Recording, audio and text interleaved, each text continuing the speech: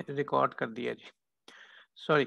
अच्छा जी, मेरा नाम आपको पता ही है, डॉक्टर सरीर परवेज गौरी नाम है मेरा। मैं एसोसिएट प्रोफेसर हूँ जिन्ना यूनिवर्सिटी फॉर वुमेन। ठीक है जी। करंटली एचओडी हूँ इकोनॉमिक्स डिपार्टमेंट का, लेकिन बहरहाल मैं बिजनेस एडमिनिस्ट्रेशन का पार्ट हूँ।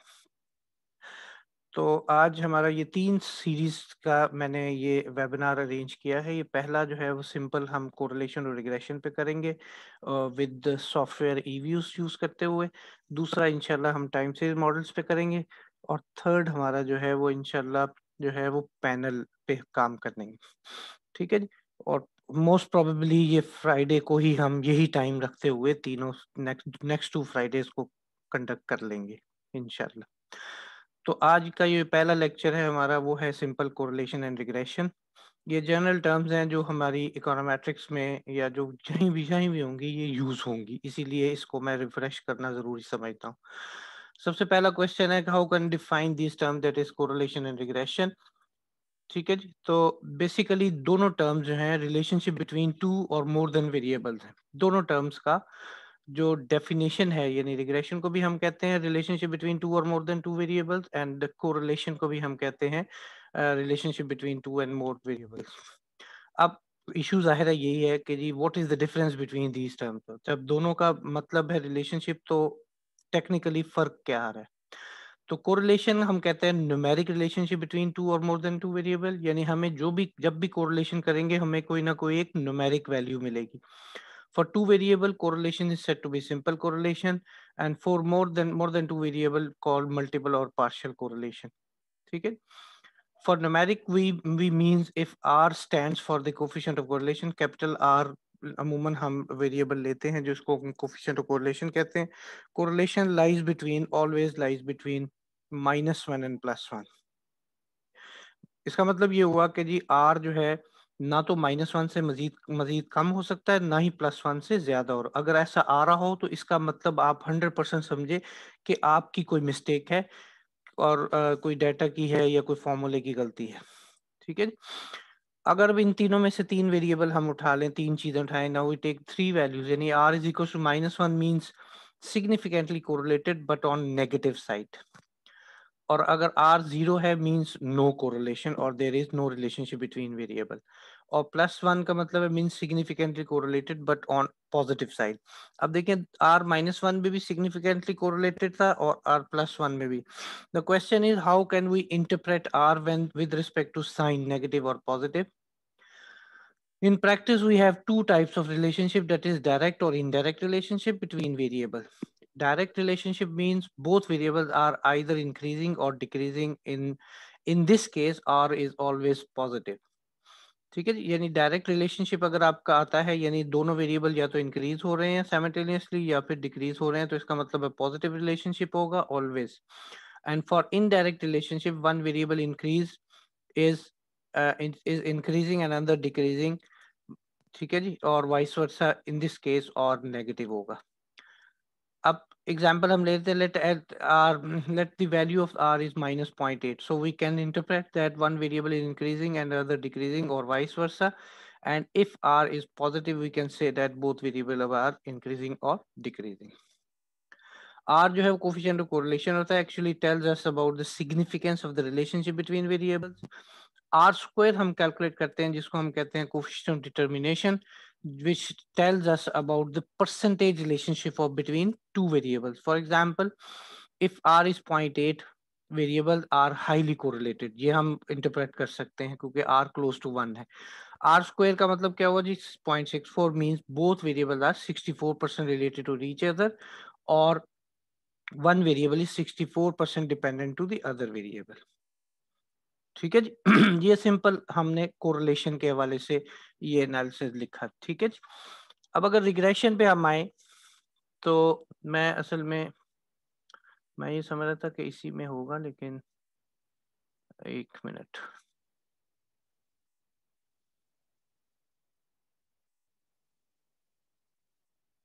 Just minute.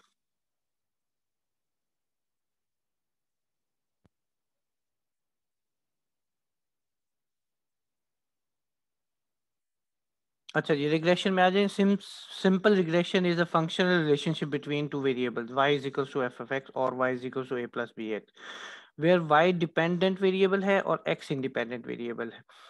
ठीक है जी, इंटरप्रेट और इंटरसेप्ट और कांस्टेंट जो है, एंड b इज स्लोप और a जो है वो इंटरसेप्ट कहलाएगा, b जो है स्लोप और रिग्रेशन कोफिशिएंट। सबसे इंपॉर्टेंट इसमें जो चीज है वो है आपकी b वैल्यू।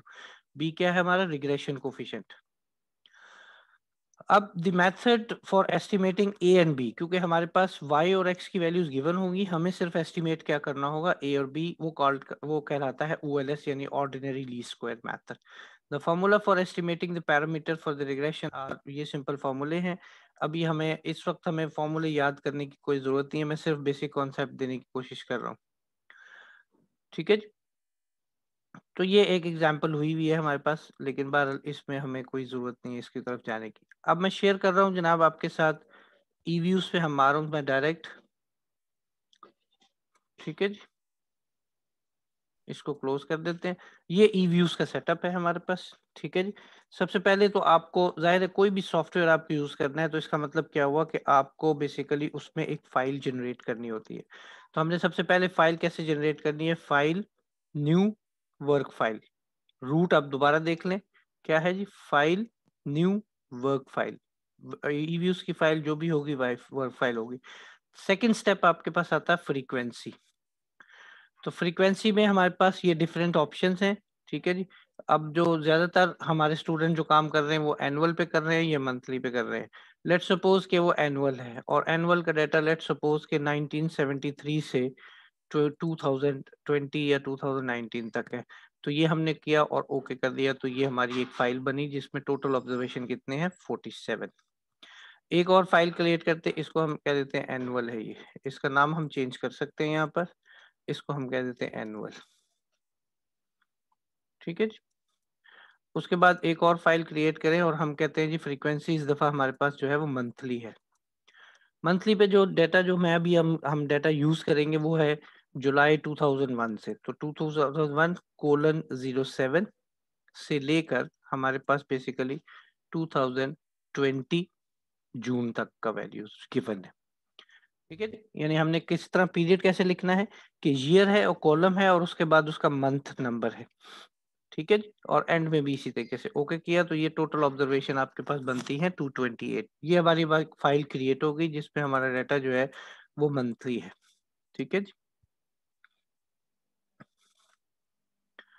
कोई भी क्वेश्चन किसी भी लेवल पे, आप किसी कोई भी क्वेश्चन यानी किसी किस्म का भी, बेशक बिल्कुल फजूल सा क्वेश्चन हो, वो आप लोग कर सकते हैं, कोई मसला नहीं है मेरे साथ। ठीक है जी, अब ये हमारे पास फाइल क्रिएट हो गई। नेक्स्ट स्टेप आपका है डाटा, तो हम डाटा जो है वो सिंपल एक्सेल से कन्वर्ट करेंगे। हमें कोई ज़रूरत नहीं है कि ये ईव्यूज की जो है वो इंपोर्ट और एक्सपोर्ट की कमांड यूज करने की, डायरेक्ट हम सिंपल एक्सेल से हम डाटा ला सकते हैं। ठीक है जी, मैं पहले जरा डाटा खोल लूँ अपना, हाँ हाँ हाँ हाँ, डाटा किधर है, चलो देख लेते हैं। सही, अब आप देखेंगे ये मैं अभी शेयर करता हूँ आपके साथ एक्सेल की फाइल। ये हमारे पास डाटा है। ठीक है जी, ये सारा डाटा है। आप देख लें कि हमारे पास ये बेसिकली अपना कहाँ से है, जुलाई जुलाई 01 से जुलाई, थोड़ा सा बड़ा कर देता हूँ इसको ताकि आपको नजर आ जाए सही। हाँ जी, जुलाई 01 से ऑनवर्ड डाटा है और ये एंड ऑफ द डाटा क्या बनता है? 2020 का। और ये सारी सीरीज आपके पास है, जितनी भी सीरीज हमारे पास नॉर्मली, ये मैंने खुद कंपाइल किया हुआ है, 23 मैक्रो इकोनॉमिक सीरीज है। फॉर एग्जाम्पल लेट सपोज कि हम ये तीन series, X for exports, M for imports और W R for worker remittance, CPI for consumer price index, WPI for अपना होलसेल प्राइस इंडेक्स, ये मैंने कॉपी किया। तो आपने सिंपल क्या किया, कंट्रोल सी से इसको कॉपी किया और यहाँ से मैंने इसको कॉपी कर दिया। ठीक है जी, और वापस मैं ईव्यूज पे आया, ईव्यूज पे आके मैंने लिख दिया, क्विक पे गए, एम्प्टी सेट, एम्प्टी सीरीज, ये बिल्कुल एक्सेल की फॉर्म की सीरीज है, आपको ये देख लें 2001 जुलाई से ऑनवर्ड, और ये एंड पॉइंट इसका क्या है, जून तक। ठीक है, यहाँ पर आपको आकर एक स्टेप, यानी ये जहां से जुलाई महीना एक स्टेप ऊपर करके यहाँ पर आप इसको कंट्रोल वी कर दें, तो ये सारी सीरीज जितनी हमने वहां सिलेक्ट की थी वो यहाँ पर पेस्ट हो गई। ठीक है, एक सीरीज और मैं लेकर आ रहा हूँ एक्सचेंज रेट की, ये एक्सचेंज रेट की सीरीज है। एक सीरीज और मैं ले आ रहा हूँ एक्सचेंज रेट। ठीक है जी, और एक मैं ले आता हूँ कराची स्टॉक एक्सचेंज की। बस जितनी भी सीरीज आप लाना चाहें कोई ऐसा इशू नहीं है, मैं सिर्फ ये जो नॉर्मली यूज हो रही है सीरीज वो मैंने कॉपी की है। ये सीरीज यहाँ पर सारी कॉपी हो गई, आप इसको क्लोज कर दें। अब आप देख लें कि आपके पास ये सामने सारी की सारी सीरीज पड़ी हुई हैं, CPI, exchange rate, KSC 100 index, imports, WPI, worker remittance और एक्स। अब हमें सिंपल रिग्रेशन रन करनी है।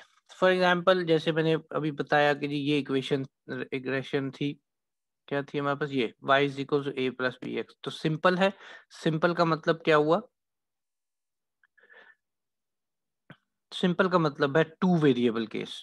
ठीक है जी, सिंपल का मतलब है टू वेरिएबल केस, और मल्टीपल का मतलब है मोर देन टू वेरिएबल्स। ठीक है जी, यानी आपको मैं बताऊं, आपको इधर आ जाए, से यहाँ पर आते हैं। अब देखिए सिंपल जो रिग्रेशन है, सिंपल रिग्रेशन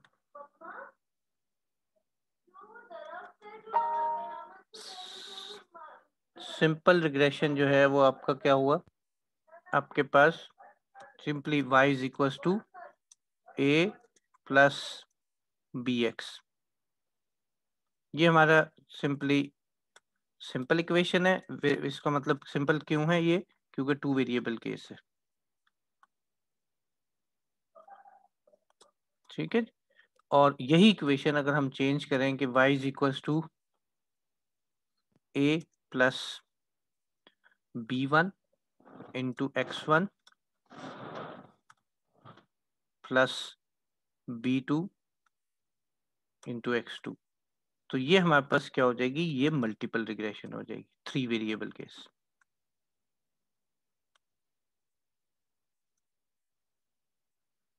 ठीक होगी बात। इसमें आपको ये पता है कि जो इक्वल से बाहर पहले पहला वेरिएबल लिखा हुआ है वो हम कहते हैं उसको डिपेंडेंट वेरिएबल,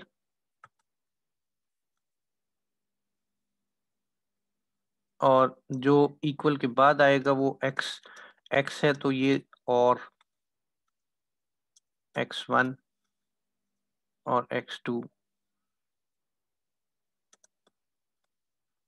ये हमारे सारे जो हैं वो क्या होंगे, independent variable.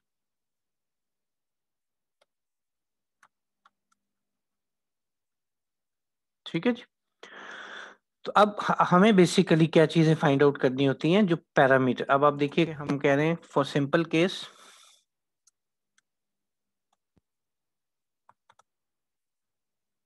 A and B जो है वो पैरामीटर्स हैं।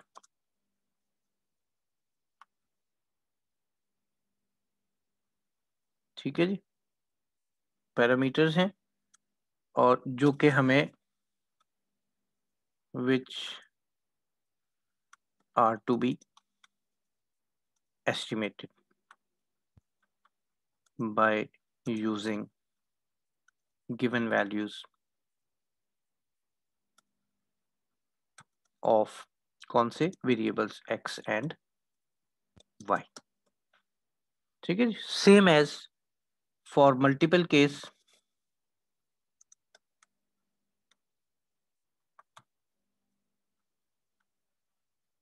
फॉर मल्टीपल केस हम ये कह सकते हैं, for multiple case a b1 and b2 are parameters,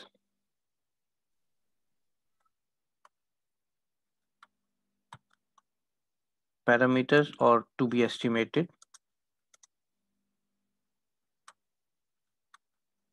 by using OLS method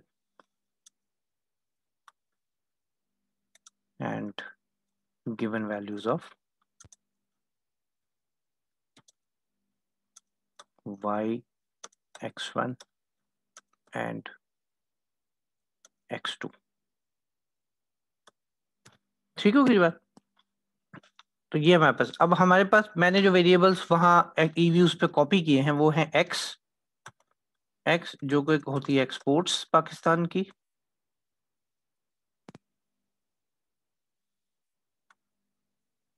ठीक है जी। m है जो इंपोर्ट्स हैं, ठीक है जी। WR है जो कि वर्कर्स रेमिटेंस कहलाती है,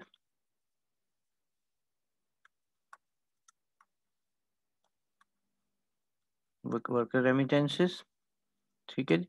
उसके बाद CPI है जो कंज्यूमर प्राइस इंडेक्स है,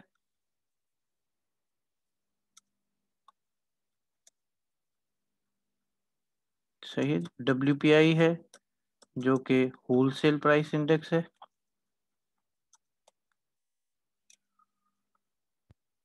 ठीक है। और क्या था, EXH था वेरिएबल का नाम जो कि एक्सचेंज रेट है,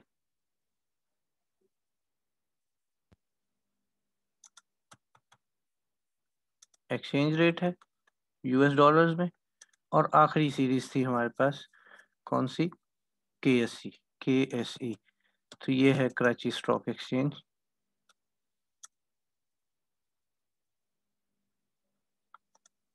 कराची स्टॉक एक्सचेंज का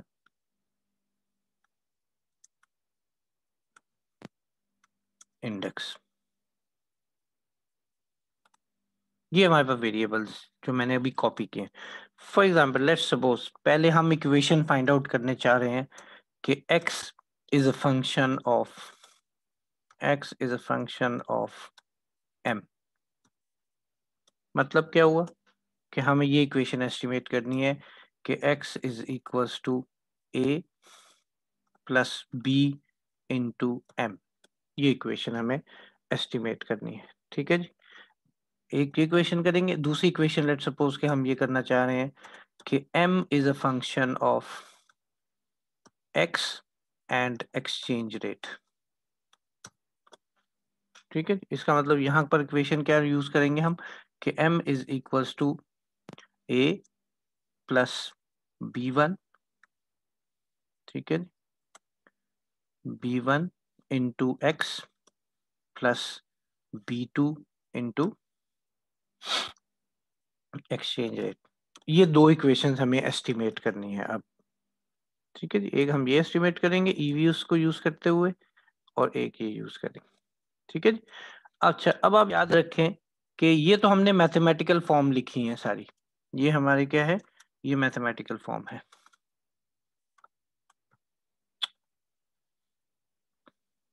ये मैथमेटिकल फॉर्म है, ठीक है जी। दोनों, ये दोनों इक्वेशन जो है वो मैथमेटिकल फॉर्म्स है।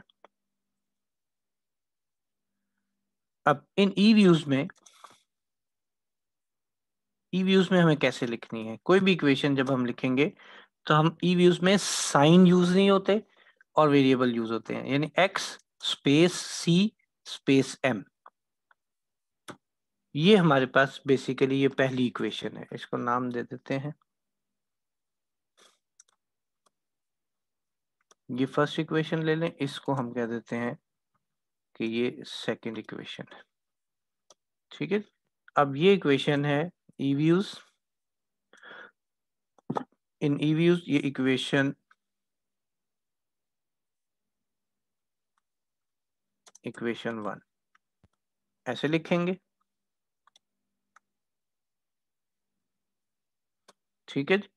और एंड इक्वेशन 2 जो है वो कैसे लिखेंगे आप, सेम बिल्कुल, यानी m c, कौन से वेरिएबल थे दो हमारे पास, x और e एक्सचेंज रेट, x और एक्सचेंज रेट, ये। तो ये हमारे पास ये दो इक्वेशन अब हमें एस्टिमेट करनी है बाय यूजिंग हम ईव्यूज करते हुए, ठीक है जी। अब मैं जा रहा हूँ वापस ईव्यूज पे, ठीक है जी, शेयर कर रहा हूँ वापस ईव्यूज पे, चलते हैं। कहाँ गया ये। अब आप देखें ये इक्वेशन, अब इक्वेशन कैसे रन करनी है, आप रूट देखिए, एक चीज याद रखिए, ईव्यूज में जो काम भी आपको करना है वो इस ऑप्शन पे करना है, क्विक पे। ये सारी सारी पूरी पूरी इकोनोमेट्रिक्स, पूरी सारी रिग्रेशन एनालिसिस इसी में मौजूद है। तो अब हमें एस्टिमेट करनी है इक्वेशन, तो हम आप आखिरी ऑफ से पहले ऑप्शन है एस्टिमेट इक्वेशन, उसको मैंने क्लिक किया। और जो मैंने अभी आपको वो को बताया कि जी ईव्यूज पे कैसे लिखनी है, लेट्स सपोज क्या लिखेंगे हम, एक्स, सी और एम। अब ये इक्वेशन हमारे पास बेसिकली एस्टिमेट हो गई, ये आ गई एस्टिमेट। अब देखिए, अब जैसे आपने खुद ही देख लिया कि इक्वेशन एस्टिमेट होना तो कोई मसला नहीं है, जाहिर है, बिल्कुल फ्रैक्शन ऑफ सेकंड्स में आपने कर दी। जो असल काम है आपका और रिसर्चर का, वो बेसिकली ये है कि आपको इसको इंटरप्रेट कैसे करना है। ठीक है जी, इसको इंटरप्रेट कैसे करना है, असल जो इशू है वो ये। अब देखिए, इसको हमने सिंपल क्या किया, मैंने इसको यहाँ से कॉपी किया, सिलेक्ट किया, कॉपी किया, ओके किया, और मैं वर्ड पे आ गया, मैं इसमें वर्ड में आ गया, वर्ड में आया, और मैंने इसको यहाँ पर पेस्ट कर दिया।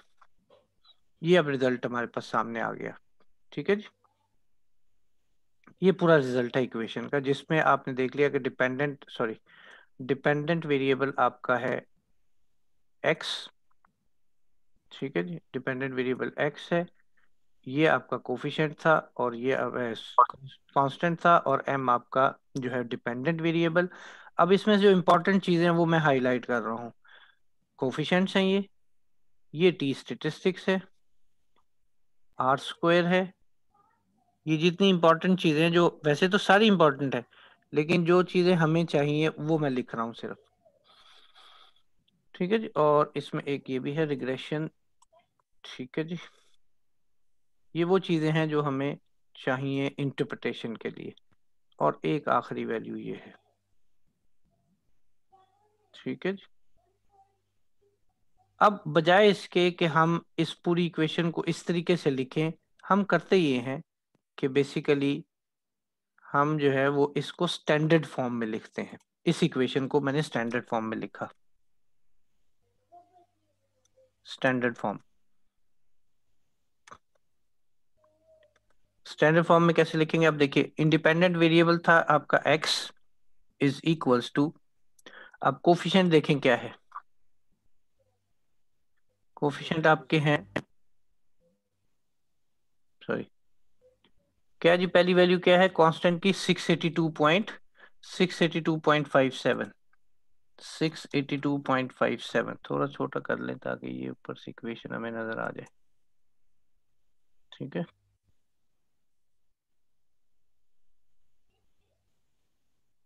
चल, 682.57, मैंने 0.7 यानी 2 डेसिमल पे राउंड ऑफ किया है। और नेक्स्ट m का कोफिशिएंट है 0.30 इंटू m। ये हमारी इक्वेशन है जो एस्टिमेटेड इक्वेशन है। ये है आपकी एस्टिमेटेड इक्वेशन 1। ओहो, एस्टिमेटेड, ठीक है जी, और इक्वेशन 1।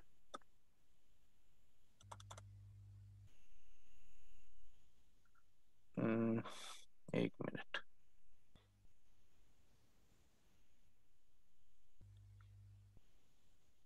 एस्टिमेटेड इक्वेशन और वेट नंबर 1 है। ठीक हो गई बात। अच्छा, अब आ जाए कि इसमें और स्टैंडर्ड फॉर्म में और चीजें कौन सी होती, ये पहली तो हमने लिख दी कि जी ये आपकी जो है,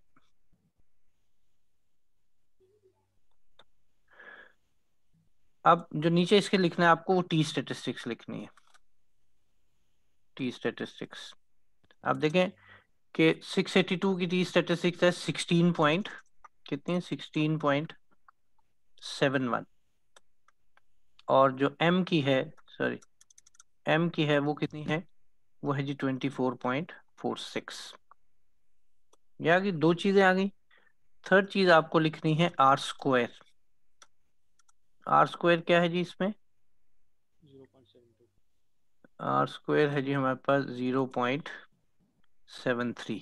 राउंड ऑफ कर लें, ठीक है। इसके बाद हमें लिखना है यहाँ पर स्टैंडर्ड एरर ऑफ रिग्रेशन। ये मैं बाद में बताऊंगा कि इसका जरूरत क्या है हमारे पास, इसकी खास तौर 226.31, ठीक है जी। और एक आखिरी वैल्यू हमें लिखनी है डर्बन बॉस्टन स्टेटिस्टिक्स, वो है हमारे पास 0.62। ये पूरी इक्वेशन, अब आप ये पूरी इक्वेशन को हम कहते हैं स्टैंडर्ड फॉर्म। ये पूरी जितना मैंने पूरा लिखा है ये सब स्टैंडर्ड फॉर्म में। अब इसको हमें इंटरप्रेट करना है बेसिकली। अब देखिए इंटरप्रिटेशन के लिए तीन हमारे क्वेश्चन क्या है, क्वेश्चन ये है कि is this regression model, model कह लें इक्वेशन कह लें एक ही बात है, is statistically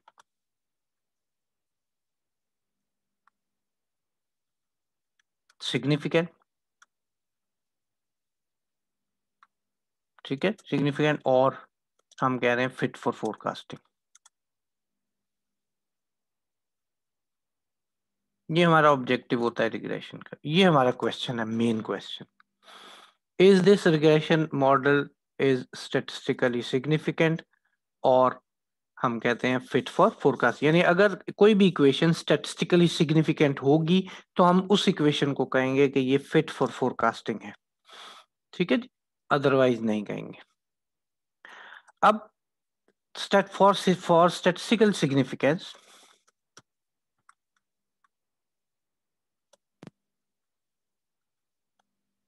for statistical significance, इसको हम ब्रैकेट में मैं लिख रहा हूं एस एस, नेक्स्ट टाइम मैं एस एस लिखूंगा। द क्राइटेरिया इज, अब देखिए तीन तीन क्राइटेरिया है हमारे पास। सबसे पहला क्राइटेरिया ये है कि आपके पास कि टी स्टेटिस्टिक्स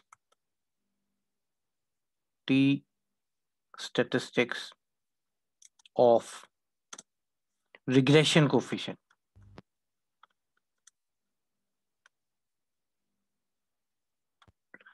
मस्ट बी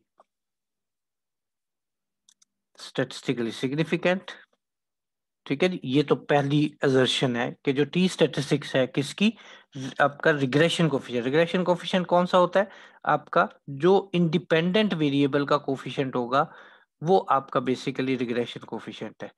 इसकी वैल्यू जो है, इसकी जो टी स्टेटिस्टिक्स है वो क्या होनी चाहिए, स्टैटिस्टिकली सिग्निफिकेंट होनी चाहिए, ठीक है।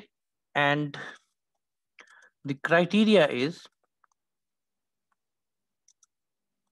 इज कि जो टी स्टेटिस्टिक्स है मस्ट बी ग्रेटर देन, और इक्वल्स टू भी लिख सकते हैं आप, ग्रेटर देन और equals to. Greater than equals to हम वहां से उठा सकते हैं इक्वेशन, उसमें सिंबल्स में, सिंबल में होता है ये ग्रेटर देन और इक्वल्स टू, ये ठीक है जी। Greater than equals to absolute term में, अब मैं एब्सोल्यूट टर्म में हम लिखते हैं 2, ठीक है जी। और ये 2 जो है ये रिप्रेजेंट कर रहा है, और एटलीस्ट, मैं एक मिनट इसको मैं समझाता हूँ कि ये 2 क्यों, हम 2 क्यों ले रहे हैं। एटलीस्ट एब्सोल्यूट टर्म में 1.65, यही चीज, यानी टी स्टेटिस्टिक्स जो है वो आपकी क्या होनी चाहिए, ग्रेटर देन 2। अच्छा, एब्सोल्यूट टर्म इसलिए लिख रहे हैं कि नेगेटिव भी हो सकता है ये, इसमें कोई ऐसा इशू नहीं, लेकिन आपको नेगेटिव इग्नोर करते हुए उसकी वैल्यू देखनी है कि वो ग्रेटर देन 2 हो, या मिनिमम जो बेंचमार्क है, ये बेंचमार्क है 1.65, इसको हम कहते हैं बेंचमार्क, ठीक है। और ये आइडियल वैल्यू है, 2 जो है ये आइडियल वैल्यू है, ये आइडियल वैल्यू है, और जो 1.65 है वो बेंचमार्क। अच्छा, अब सवाल ये है कि मतलब आप लोगों के ज़हन में आना चाहिए, सवाल कर लिया करें। सवाल ये है कि 2 क्यों भाई, 3 क्यों नहीं लिख रहे, ठीक है, या 4 क्यों नहीं ले रहे। तो देखिए स्टैटिस्टिक्स में हम जो है इधर ही ले ले बेशक, ये बेसिकली है फॉर 95%, 95% कॉन्फिडेंस पे, 95% कॉन्फिडेंस पे 2 वैल्यू होती है, एंड 90% पे 90% पे वैल्यू जो है कॉन्फिडेंस पे जो है वो 1.65 है। तो स्टैटिस्टिक्स अमूमन 3 कॉन्फिडेंस लेवल्स पे काम कर रही होती है, 90, 95 और 99। तो 95% पे जो वैल्यू होती है टी स्टैटिस्टिक की वो 1.92 होती है, जिसको राउंड करके हम 2 ले लेते हैं, और जो आपकी 90% पे है वो 1.648 होती है, जिसको हम राउंड करके 1.65 ले लेते हैं। तो ये पहली पहली कंडीशन ये है। अच्छा जी, सेकंड कंडीशन क्या है? सेकंड कंडीशन ये है कि आर स्क्वायर जो है, R square measures the goodness of fit test.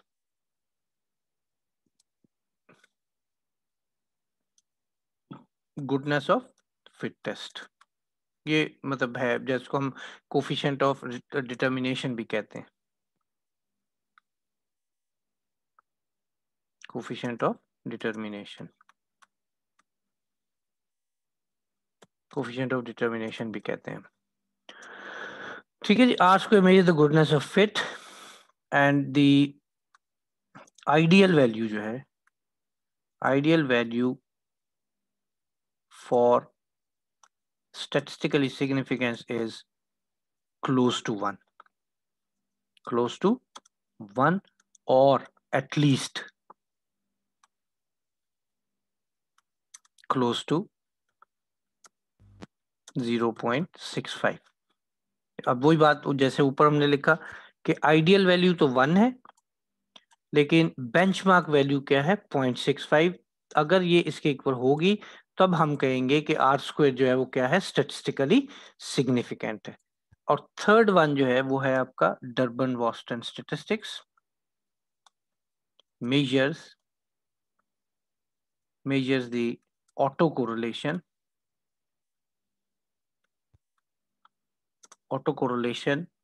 in the regression model। ठीक है, the for statistical significance or no autocorrelation,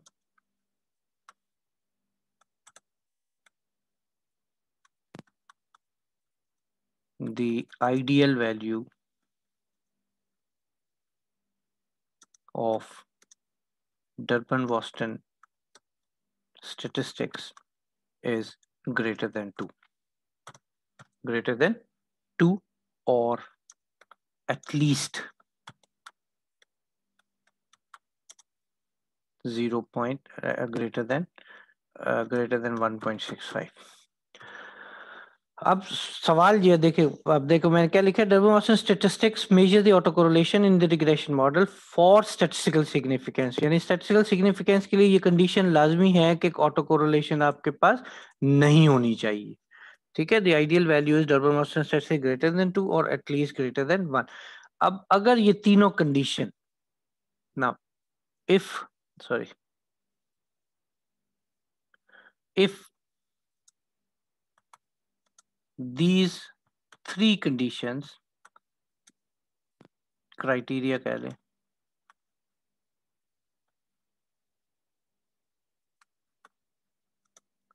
अगर ये क्राइटेरिया, सॉरी स्पेलिंग का गड़बड़ है, अगर all these three criteria are satisfied,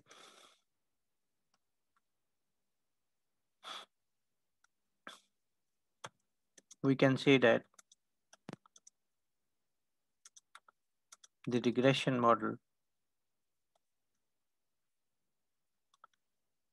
model is statistically significant and fit for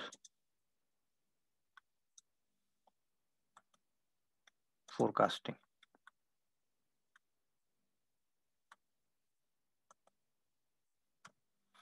ठीक है जी, अब आप देखें, अब आ जाइए, ये हमारा बेसिकली पॉइंट है फॉर क्राइटेरिया फॉर दिस। अब रिग्रेशन इक्वेशन के रिजल्ट पे आ जाए, मैं ये दोबारा कॉपी कर रहा हूँ सारी चीजें बस। ठीक है जी, ताकि मैं इसको देखते हुए फिर वो करूँ, एनालिसिस कर दूँ। अब आप देखें कि ये हमारा मॉडल है,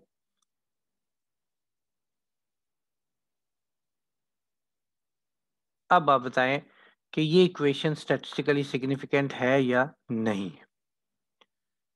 हाँ जी, कोई कमेंट देगा? हाँ जी, मैं इनकरेज नो करूंगा जो सर, बीबी ये जो। स्टैटिस्टिकली सिग्निफिकेंट नहीं है। अच्छा, आप कौन सी क्लास से हैं बेटा? सर MBA 3.5 सना फरीद। अच्छा जी, एमबीए वाले जरा खामोश दें, जरा बीएस वालों को बोलने दें। एमबीए वालों को सिर्फ ओके इसलिए सर।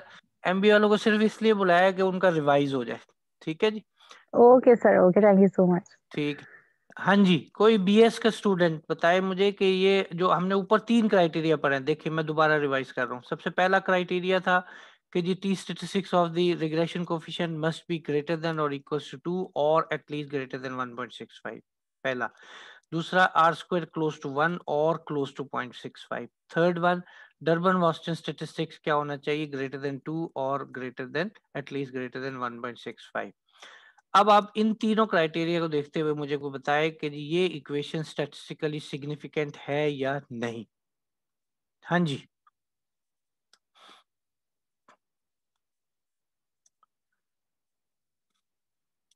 कोई कोई भी नहीं है? अच्छा, जी जी, ये DW कम है ना, हाँ जी, फिर ज्यादा होना चाहिए। नहीं, मुझे मेरे सवाल का जवाब देना बेटा। क्या ये एक रिग्रेशन मॉडल स्टैटिस्टिकली सिग्निफिकेंट है या नहीं है? अब देखिए, हम तीनों स्टेप को बारी बारी जज करते हैं, ठीक होगी बात। सबसे पहला क्या था, from the above result, from the above, क्या लिख रहा हूं मैं, फ्रॉम द अबव रिजल्ट, ठीक है जी, the T statistics, T T statistics of, अच्छा जी, ठीक है। अच्छा जी, from the above result the T statistics of regression coefficient,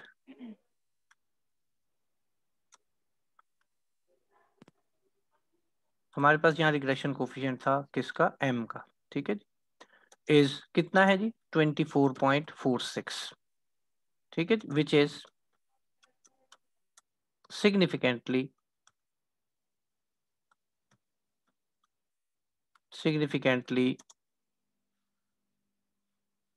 क्या लिख रहा हूं मैं, बगैर देखे हुए लिखे जा रहा हूं, तो यही होगा, सिग्निफिकेंटली,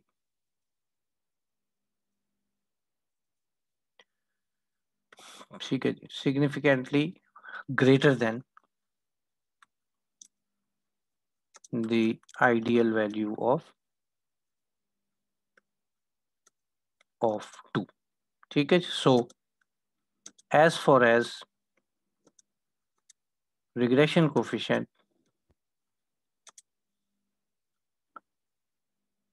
so नहीं, as far as को छोड़ दें, so the regression coefficient is statistically significant,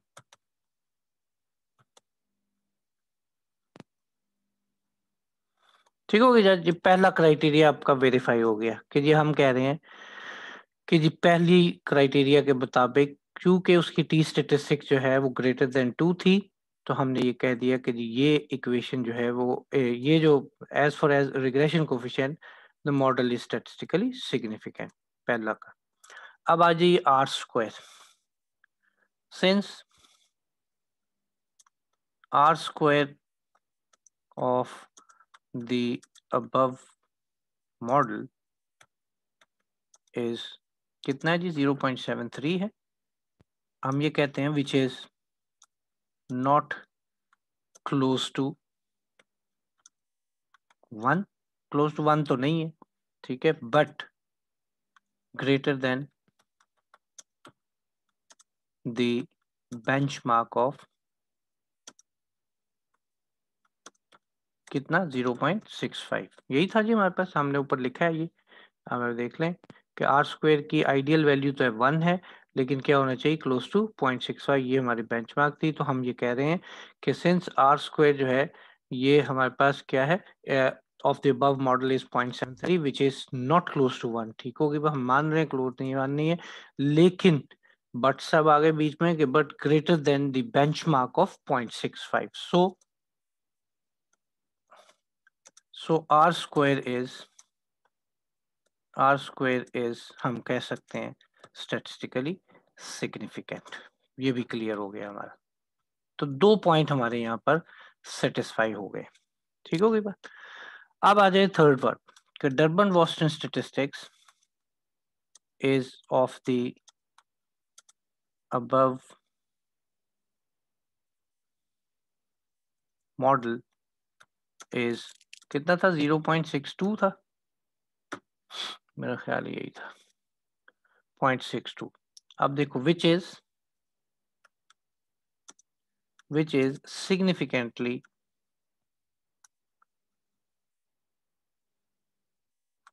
significantly lower than the benchmark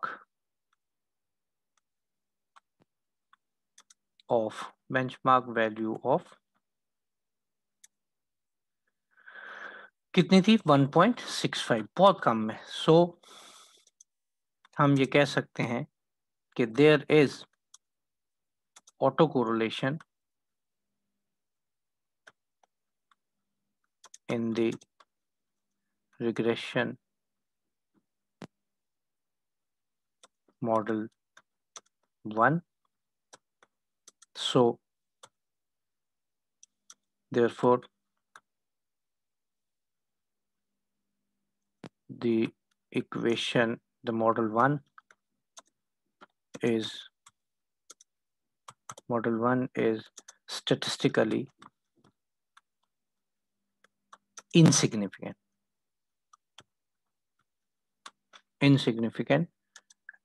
ये तीसरी कंडीशन वेरीफाई नहीं हुई। ठीक है जी, हमने यह मैं ये लिख देता हूं यहाँ पर, ये हमारे पास वेरीफाइड हो गई। ठीक है जी, दूसरी इक्वेशन वेरीफाई, दूसरी कंडीशन, और पहली भी वेरीफाई हो गई थी।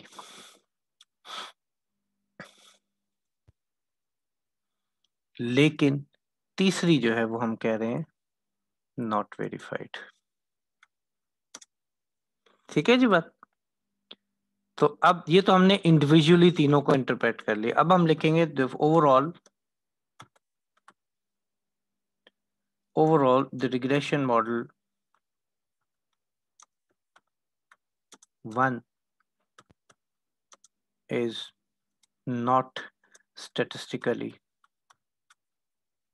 significant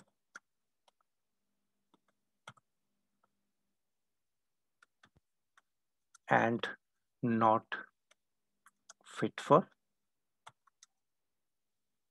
forecasting।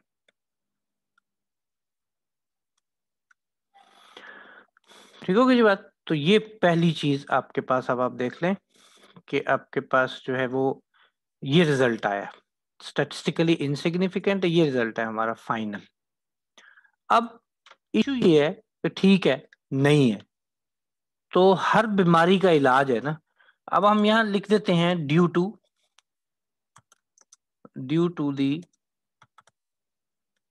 द एग्जिस्टेंस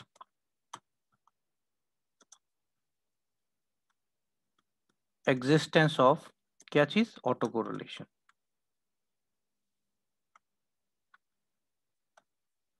यानी रिग्रेशन आपकी स्टैटिस्टिकली इनसिग्निफिकेंट है, वजह क्या बन रही है, वजह ऑटो कोरिलेशन ला रही है। ठीक है जी। अब जो ऑटो कोरिलेशन है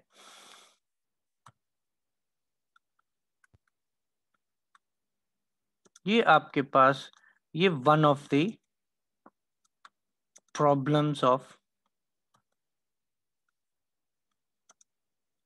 रिग्रेशन है। ठीक है जी। अब जाहिर है जब प्रॉब्लम होगा तो इसका मतलब है उसका सॉल्यूशन भी होना चाहिए। जब प्रॉब्लम है तो इसका मतलब क्या हुआ कि उसका सॉल्यूशन भी होगा। ठीक है, अब सॉल्यूशन क्या है?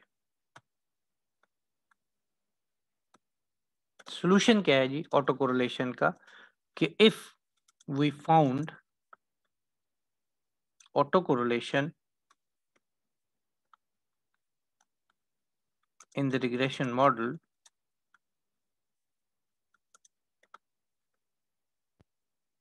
then ठीक है, in order to remove the autocorrelation, in order to remove autocorrelation, अब देखिए यहां से इलाज शुरू हो रहा है। we have to introduce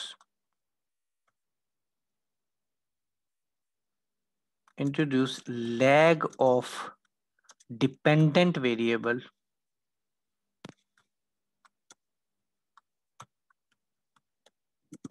as an independent variable।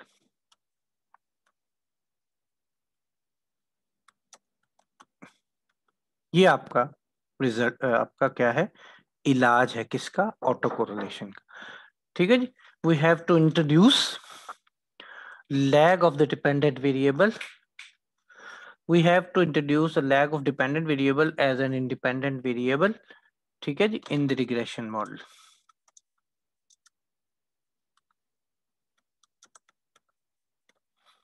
ठीक है जी, ये आपका बेसिकली क्या है, सॉल्यूशन है आपका ऑटो कोरिलेशन प्रॉब्लम का। सही है। अब देखिए करना कैसे है आपको। इक्वेशन थी आपके पास, जो हमने मॉडल रन किया था वो क्या था, सॉरी, हाँ, x is a function of m। अब देखिए हम मॉडल ऐसे लिखते हैं, टी मैं एज ए टाइम सीरीज के रेफरेंस से लिख रहा हूँ। ठीक है जी, a plus b into Y T plus M T था, सॉरी, एम टी। ठीक है जी, प्लस, अब ये देखिए ये 1 है, b1 आ जाएगा। अब आप देखिए ऊपर वाला जो इलाज मैं लिख रहा हूँ वो लिख रहा हूँ b2 और x किधर गया, x t-1, ये लैग। अब देखिए मैं इसकी जरा शक्ल थोड़ी सी बेहतर कर लूं।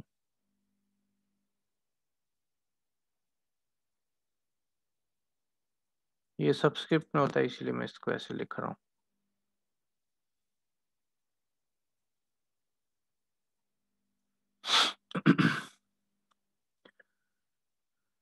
ठीक है जी, ये मॉडल अब आपके पास क्या है, after incorporating the solution of autocorrelation।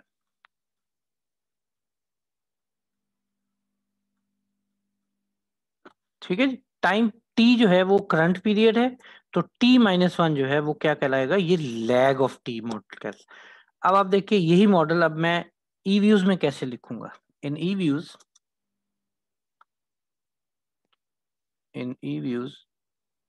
अब यही मॉडल हमें लिखना है।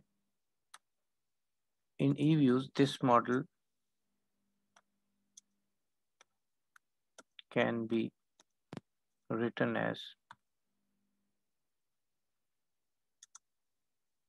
as कैसे लिखेंगे आप, देखिए ई व्यूज में हम कोई साइन नहीं डालते, लिहाजा x c आपका रिजर्व वर्ड है फॉर कांस्टेंट।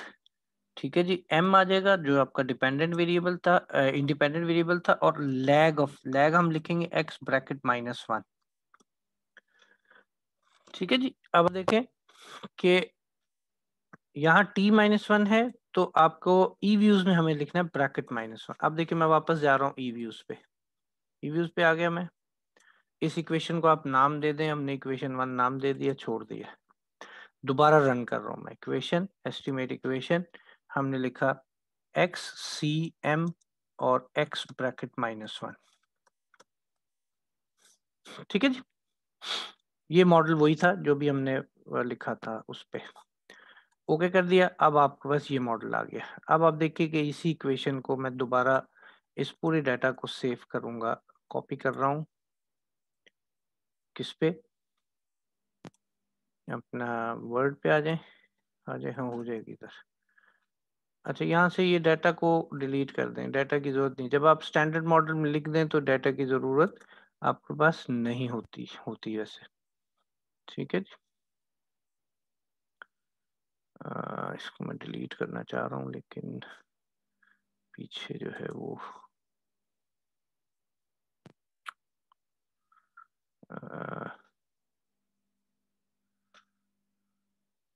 हाँ, लेआउट से मुझे वो डिलीट करना है, इसको डिलीट टेबल।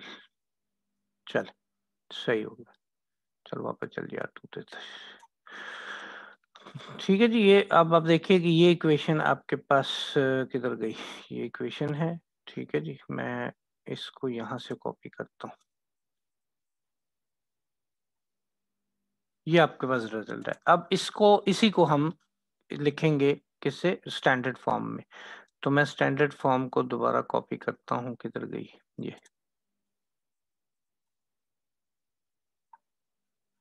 तो मैं सिंपल इसको ओवरराइट कर दूंगा। अब आप देखें कि चेंजिंग क्या आई है। देखिए अब हमारे पास देखिए डिपेंडेंट वेरिएबल वही है आपका। ठीक है जी, ये आपके 3 हो गए अब सही।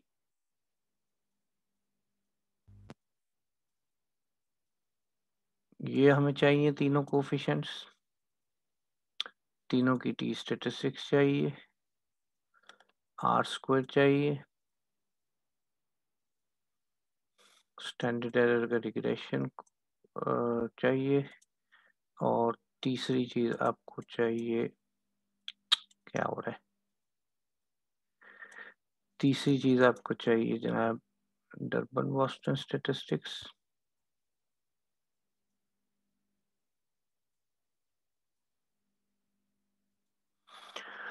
अब आप देख रहे हैं क्या हमारे पास चेंजिंग क्या हुई है। ये 2682 की बजाय हो गया है 232.39 और m का कोफिशिएंट 0.11 हो गया है। ठीक है, इसके सबस्क्रिप्ट में t लगा दें ताकि मैं वहां t-1 लगा सकूं। सर हमारे पास वर्ड फाइल नहीं नजर आ रही, ईव्यूज का ही आउटपुट नजर आ रहा है अभी तक। आई एम सॉरी जी, ये अब आ गई। ठीक है जी, अच्छा किया आपने बता दिया, थैंक यू वेरी मच, मुझे ख्याल नहीं रहा था, सॉरी फॉर डैट। और आपके पास आ गया xt-1। अच्छा, मैंने किया क्या था, मैंने वहाँ सिंपली वहाँ से ईव्यू से ये डाटा कॉपी किया था जो सेकंड मॉडल हमने एस्टिमेट किया था with by incorporating the solution of auto correlation. अब आपके पास वैल्यूज जो है वो चेंज हो गई हैं। ये वैल्यू आपके पास, एक मिनट, ये पहला जो टी स्टेटिस्टिक्स है इसको जरा आगे करें। ठीक, ये वैल्यू आपके पास हो गई है अब कितनी, 5.35। ये वैल्यू है आपके पास 7.09 और एक और तीसरी इक्वेशन आपके पास बनी है, तीसरी कोफिशिएंट है हमारे पास, वो है आपका अल्लाह करे क्या है 14.30। ठीक है जी, तो अब हमारे पास 2 रिग्रेशन कोफिशिएंट हो गए हैं, एक ये है और एक ये है।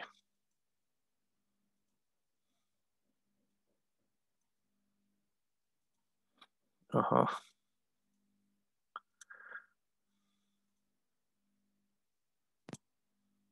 अच्छा जी, आर स्क्वायर थोड़ा सा इम्प्रूव हो गया, 0.86 हो गया। स्टैंडर्ड एरर रिग्रेशन थोड़ा सा कम हुआ है, 164.33 हुआ है।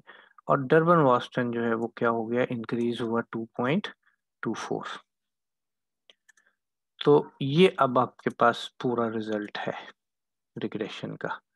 हाँ जी, अब बात बताइए, अभी हमने एक इक्वेशन को इंटरप्रेट कर लिया है, ये सेकंड इक्वेशन हम इसको नाम दे देते हैं, ये सेकंड मॉडल है हमारा आफ्टर इनकॉर्पोरेटिंग।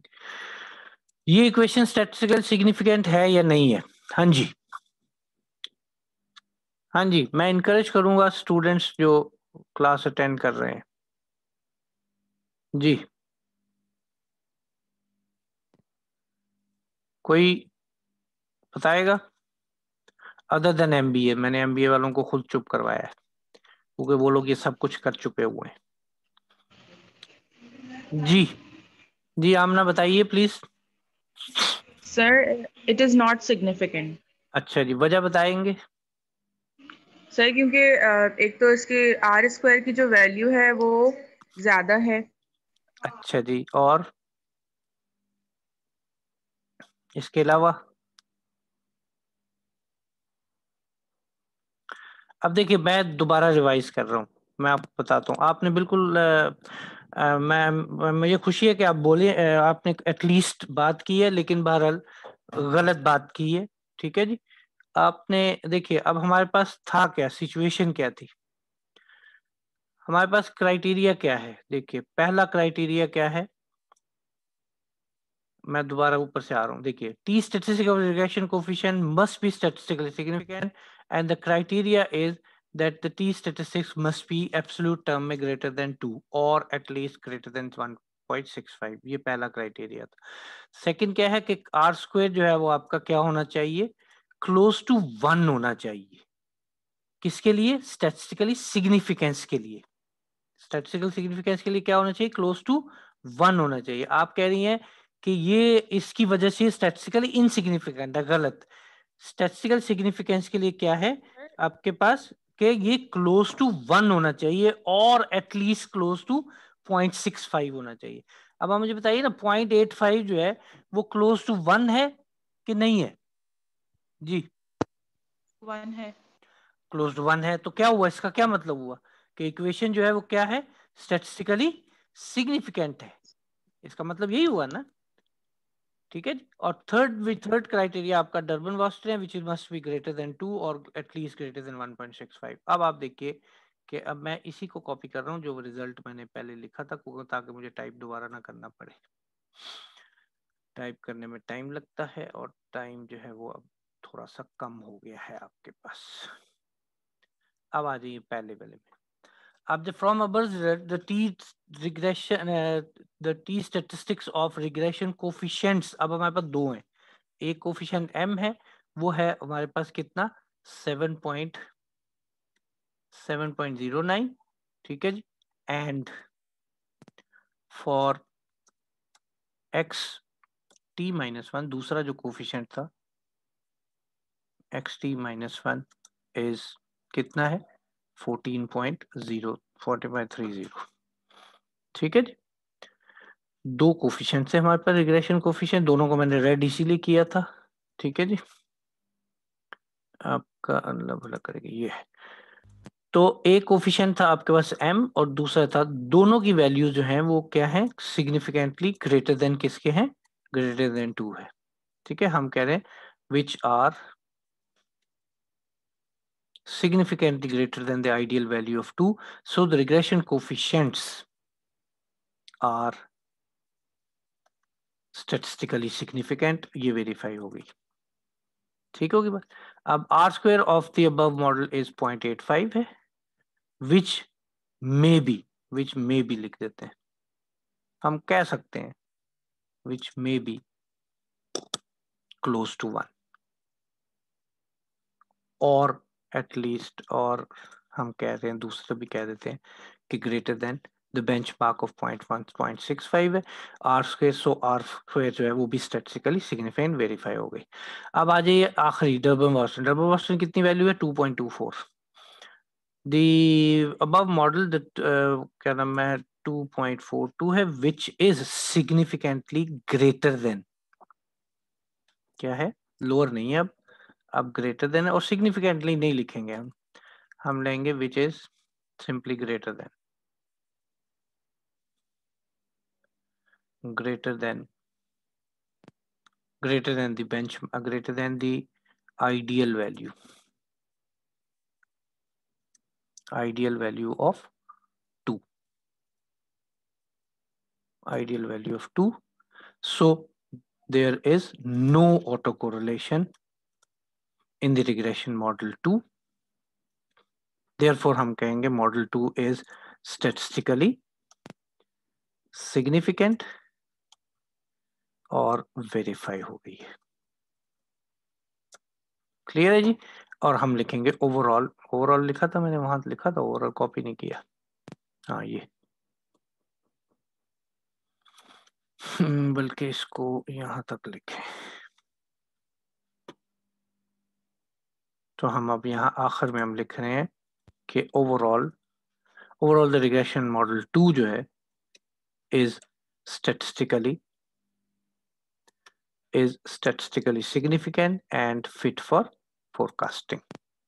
ये आपके पास ओवरऑल कंक्लूजन है आपका इस रेफरेंस में।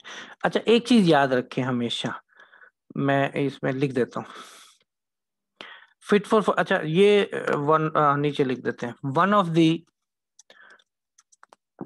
प्रॉब्लम कह लें या लिमिटेशन कह लें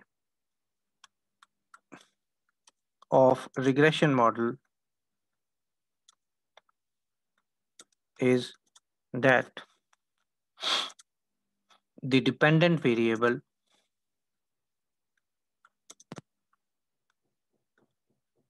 cannot be forecasted until we have the values of independent variable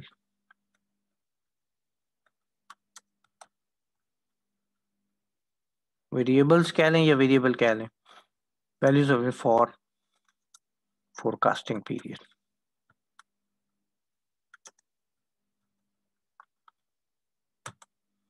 forecasting period इसको हम कहते हैं out of sample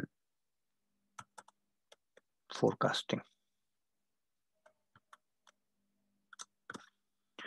ये पॉइंट समझ आ गया जी? हाँ जी। अब बताइए फाइनली एनी क्वेश्चन? जी जी मिस फायजा कोई क्वेश्चन? मिस फायजा है भी या नहीं? नहीं नहीं सर, नहीं कोई क्वेश्चन नहीं है। नहीं सर है, हम यही है। मेरी तरफ से तो सर कोई क्वेश्चन नहीं है। तो आप ये से स्टूडेंट्स आपकी वजह से डर के सवाल तो नहीं कर रहे? नहीं सर। नहीं मेरी ऐसी कोई बात नहीं है। मेरी जरा अप्रोच डिफरेंट है ना असल में। मैं तो ये चाहता हूँ स्टूडेंट नहीं सवाल करें। जी बिल्कुल सर, हम भी यही चाहते हैं। जी सीखेंगे कैसे सर? हाँ जी। Anyone from BBA 4, any questions girls?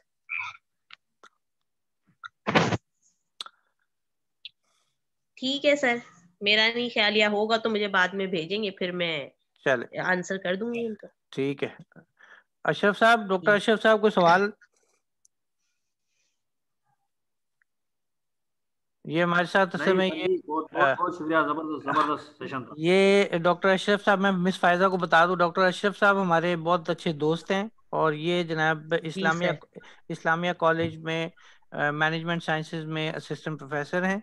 और अभी इन्होंने माशाल्लाह। हाल ही में इन्होंने PhD की है खैरपुर यूनिवर्सिटी से।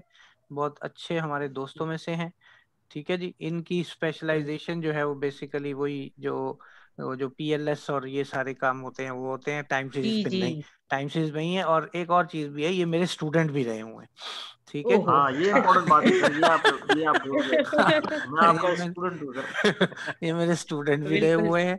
ठीक है ना जी। तो इनको मैंने ठीक है स्पेशली सर, हाँ बल्कि ये मैंने इनवाइट किया। हाँ ये मैंने लिंक शेयर किया था। हमारे एक और प्रोफेसर बहुत सीनियर हैं, डॉक्टर जलबानी साहब, अपना जी सर। पहले IUBM में थे, आजकल वो उधर हैं यूनिवर्सिटी में VC हैं उधर।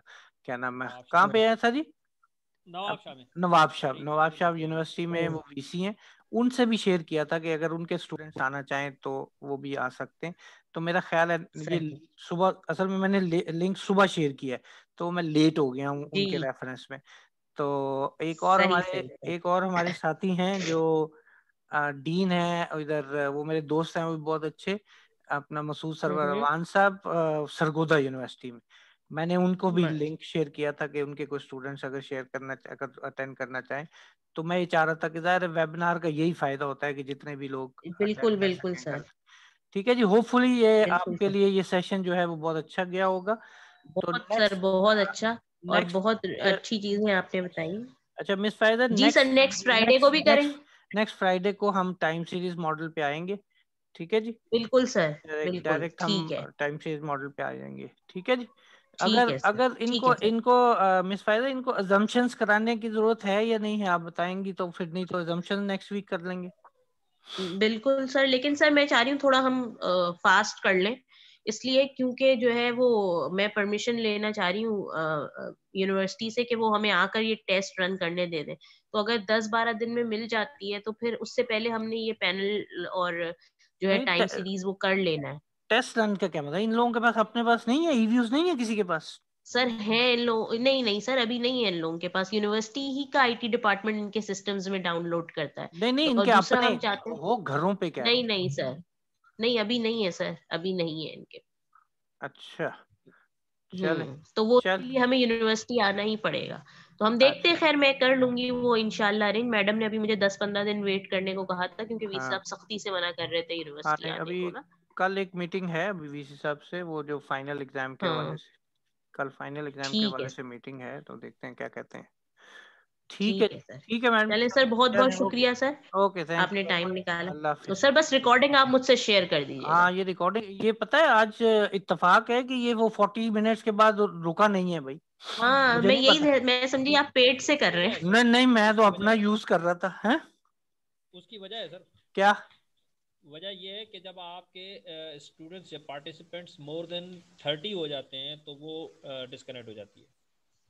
नहीं तो अभी तो अच्छा, अच्छा, नहीं नहीं नहीं नहीं सर, नहीं नहीं नहीं अशरफ साहब, मैं रोज क्लास लेता हूँ एमबीए की, जिसमें मेरे 6 स्टूडेंट होते हैं, और वो तो 40 मिनट के बाद खत्म हो जाता है। ये आज ही अच्छा, कोई गड़बड़ हुई है, हाँ जी। हाँ लेकिन आज कोई भलाई हो गई सर लेकिन वो हमारी, अच्छी अच्छी गड़बड़ हुई है। अच्छी अच्छी अच्छी हो गई, बिल्कुल। ठीक है, ठीक है जी, ओके, थैंक यू वेरी चले मच। सर, बहुत ठीक बहुत है, शुक्रिया। ठीक है, ठीक है, okay, okay, okay, Allah thank Hafiz. You sir. Allah fee Hafiz, okay, Aman Allah Allah, Hafiz. Allah Hafiz.